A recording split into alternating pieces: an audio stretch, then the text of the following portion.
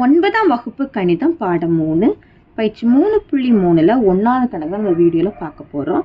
P of x is equal to x cube minus 5x square plus 4x minus 3 என்ற பல்லுறுப்புக்கோவை g of x is equal to x minus 2 என்ற பல்லுறுப்புக்கோவையின் மடங்கா என சரிபார்க்க. இந்த P of xன்னு ஒரு பெரிய பல்லுறுப்புக்கோவை இந்த சின்ன பல்லுறுப்புக்கோவையோட மடங்கா அப்படின்னு கேட்டிருக்காங்க. சரியா? அப்படின்னா நம்ம இதில் எக்ஸோட வேல்யூ என்ன அப்படின்னு கண்டுபிடிக்கணும். x minus 2 is equal to 0 போட்டால் x is equal to minus 2 வலது பக்கம் போக ப்ளஸ் 2 மாறிடுமா? இந்த ரெண்டை கொண்டு இந்த P of xங்க பல்லுறுப்புக்கோவையில் பிரதியிடும்போது நம்மளுக்கு அதனுடைய மதிப்பு 0 கிடச்சிச்சுன்னா அது மடங்காக இருக்கும். 0 கிடைக்கலன்னா அது மடங்கு இல்லை. சரியா?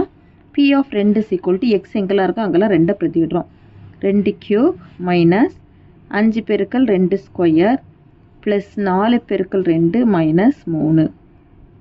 2 கியூபுங்கும் போது 2 இன்டு 2 இன்டு 2 8 மைனஸ் 5 பெருக்கல் 2 ஸ்கொயருங்கும் போது 2 பெருக்கல் 2 2 2 4 ப்ளஸ் 4 2 8 மைனஸ் 3.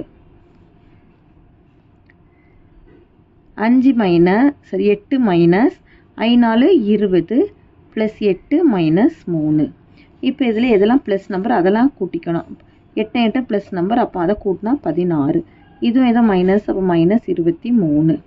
இனி இப்போ இதை கழிக்கும்போது 23 16 கழிக்கும்போது 7. பெரிய நம்பருக்கு மேலே என்ன குறினா மைனஸ் குறி இருக்குது, மைனஸ் 7. இப்போ வந்து நமக்கு 0 கிடைக்கல, நாட் ஈக்குவல் டு 0. சரியா? Not equal to 0. அப்போ P of x வந்து Q of xக்கு மடங்கு இல்லை. therefore P of x என்பது G of xன் மடங்கல்ல.